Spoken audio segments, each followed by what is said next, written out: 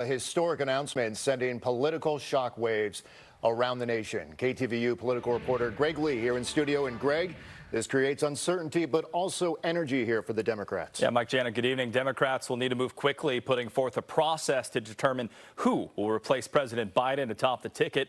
Biden and others rallying behind Vice President Kamala Harris, and so are some donors. Democratic donation site ActBlue reports it raised more than $27.5 million in the first 5 hours after the announcement. President Joe Biden, in the face of weeks of mounting pressure, dropped out of the race for the White House. In a letter posted to X, he wrote, quote, "I believe it is in the best interest of my party and the country for me to stand down and to focus solely on fulfilling my duties as president for the remainder of my term." We need to really focus on his legacy and what he has done over his 50 years of public service. Many Democrats praised the decision. Moments after ending his re-election bid, he endorsed Vice President Kamala Harris to take his place as the party's nominee in another post. He said this Tuesday. "She's not only a great vice president, she could be president of the United States." In a statement, Harris said, in part, "I am honored to have the president's endorsement, and my intention is to earn and win this nomination."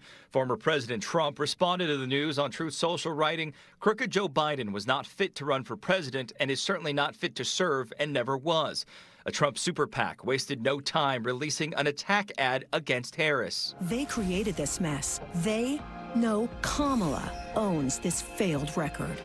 Biden's endorsement gives Harris a major leg up in a nomination process that's been upended weeks before the convention. The president's nearly 3,900 pledged delegates are now released and not obligated to support Harris. Kamala is someone who I think will do what is needed, which is to make the case against Donald Trump and for a different vision for our country that actually brings people together and moves the country forward. David Campos is one of California's 496 Democratic delegates. He says an effort is already underway to get delegates to pledge their support to Harris. Several members of Congress also endorsed her. She's experienced, she's capable, and she knows what she's doing, and she's the only one who has this breadth of experience and knowledge and understanding of what this country needs. Other Democrats, like former President Obama, support an open nominating process. South Bay Congresswoman Zoe Lofgren agrees, writing in part, "The delegates to the Democratic convention selected by voters will choose the nominee, not elected officials."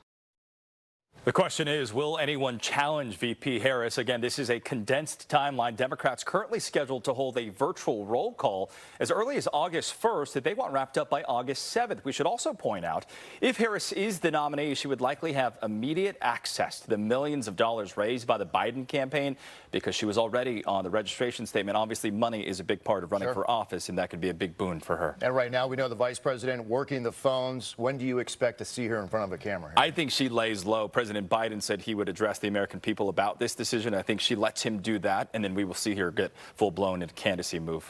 Yeah, it'll be interesting to see what happens this week. Yeah. Okay, Greg, thank you. California